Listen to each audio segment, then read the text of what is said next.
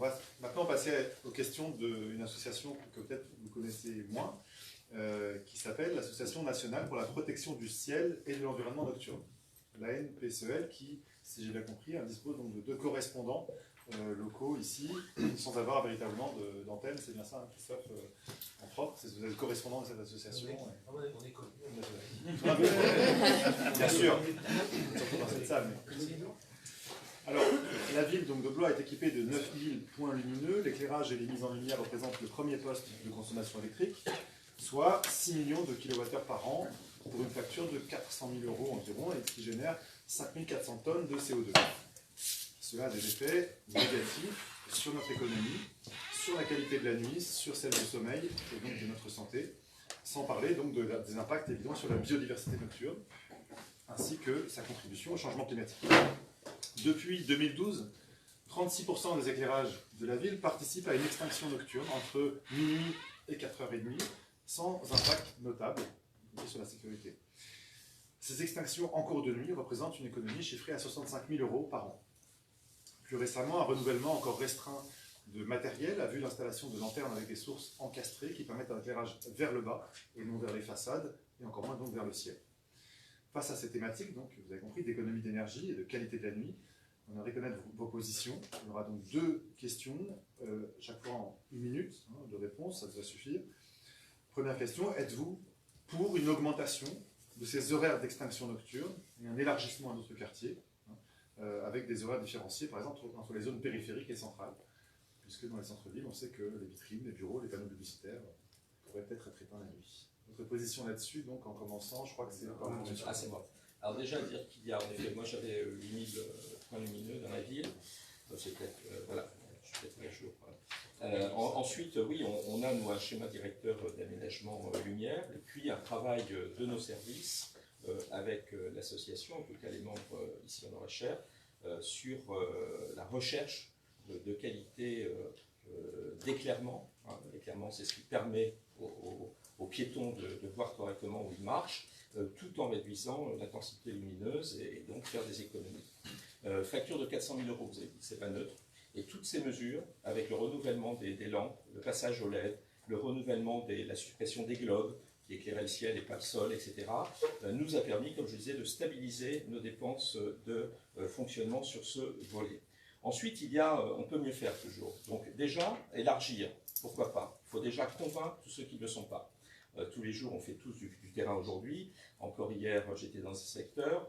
Ce matin, avenue Foch, où on me dit, monsieur le maire, c'est pas éclairé quand je rentre le soir à minuit et demi. Merci, on a compris l'esprit en tout cas de votre réponse. À vous, madame. Alors j'en ai parlé un peu tout à l'heure, cette question de l'éclairage avec modulation, avec des capteurs. Donc ça, c'est vraiment adapté effectivement plutôt pour le centre-ville. Et ça, c'est quelque chose qu'il faut effectivement mettre en place. Ça permet de diminuer donc l'éclairage et puis quand même de sécuriser, notamment pour les piétons, les circulations.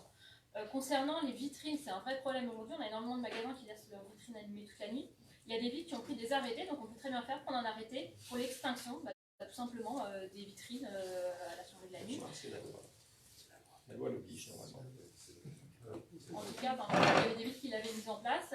Et clairement, en tout cas, si c'est la loi, c'est appliqué puisque les vitrines restent allumées la nuit. Donc c'est un véritable problème aujourd'hui. Il y a vraiment un travail de sensibilisation aussi à faire au niveau des commerçants.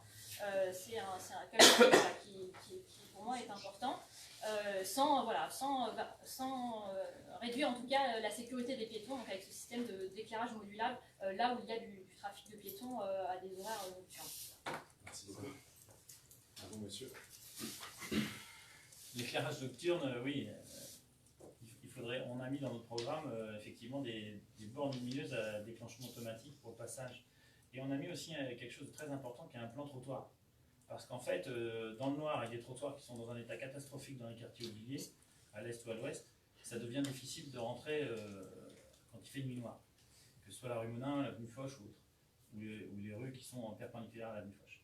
Et donc effectivement, avoir un éclairage très raisonné, comme le décrit Marc Lécourt, où on puisse juste avoir, je dirais, ce qu'il faut quand on passe, ça serait vraiment quelque chose qui serait très utile. Ensuite, pour les vitrines, effectivement, la loi existe, on l'a déjà dit lors d'un autre débat, faisons-la appliquer. Si les vitrines sont encore allumées, qu'est-ce qu'on attend? Je sais pas. Ça fait 7 ces temps que la loi existe et il y a encore des commerçants qui ont oublié des temps. Il faut aller les voir, il faut discuter, je pense qu'ils ne sont pas contre. Hein. On les a rencontrés. Et alors Ça a du mal à rentrer dans les cerveaux. Bon, dans ce cas-là, C'est la parole Oui. à monsieur. dans ce cas-là, C'est bon, on va passer au suivant. C'est la- Oui, donc alors j'avoue que je suis pas sûr que Lutte ouvrière ait écrit un article sur l'éclairage nocturne. J'irai vérifier ce soir en rentrant, je suis vraiment pas sûr. Donc je vais répondre en fonction de mes aspirations personnelles, qui sont pas forcément très intéressantes, mais voilà. Puisque j'ai un peu de temps, je le dis.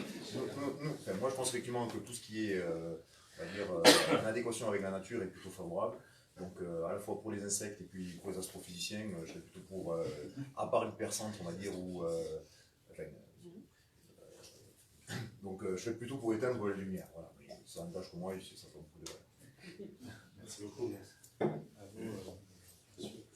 Je distinguais, du coup, répondre aux deux questions, il faut distinguer l'éclairage public et puis distinguer la question des vitrines. Moi, je suis commerçant, j'ai une vitrine que j'éteins la nuit. J'ai eu d'ailleurs l'occasion d'avoir votre collègue qui est passé nous voir et savoir si effectivement on connaissait la loi, et j'étais assez surpris qu'il y a un fort travail de pédagogie à faire, mais surtout, et je pense que c'est encore une fois plus quelque chose qui me distingue de la majorité sortante, c'est que quand il y a des lois, il faut les faire respecter. Et que si aujourd'hui, personne n'accepte de faire respecter les réglementations, ça ne sert à rien de réglementer. Ça, c'est le premier point. Sur la question de l'éclairage public, je suis favorable à le fait qu'on modernise notre éclairage public de manière à pouvoir permettre à ce que, effectivement, quand il y a un passant, il y a un déclenchement automatique. De manière à faire en sorte à ce qu'on puisse aussi lutter, parce que je comprends les arguments et je suis d'accord avec les arguments qui veulent qu'on lutte contre la pollution lumineuse, qu'on lutte contre cette pollution qui gêne. Moi j'habite, enfin du moins j'ai des locataires en centre-ville et je sais aujourd'hui qu'ils souffrent parce qu'ils sont en face d'un réverbère. Mais en même temps, il y a un sujet qui est lié au sentiment d'insécurité, et là c'est pas avec de la pédagogie. S'il y a un sentiment d'insécurité parce qu'on est dans le noir complet, il faut aussi être capable de mettre en place des mesures, d'où le déclenchement automatique. Merci beaucoup. Alors c'est une question intéressante comme tous. Ce qui m'intéresse aujourd'hui, c'est de pouvoir plutôt réfléchir à ce sentiment d'insécurité. Pour répondre. Moi, je suis en contact avec les Blésois et beaucoup de Blésois. Je ne suis pas contre le fait qu'il y ait moins d'éclairage, mais où et comment. Ça ne peut pas être toujours les mêmes, qui ne sont pas bien éclairés. On est dans des quartiers, moi je suis avenue de Châteaudun, j'ai des filles, après minuit, elles ne peuvent pas sortir toutes seules. Donc à un moment donné, il faut qu'on sache aussi ce qu'on veut. Donc il y a ce sentiment-là, il y a la manière de pouvoir retravailler ces éclairages, il y a des horaires peut-être à moduler en fonction de ce qui nous est remonté, et ça, il faut qu'on y soit attentif. Et puis, il y a la possibilité aujourd'hui peut-être d'avoir un éclairage solaire aussi, et il va falloir y réfléchir. Merci beaucoup.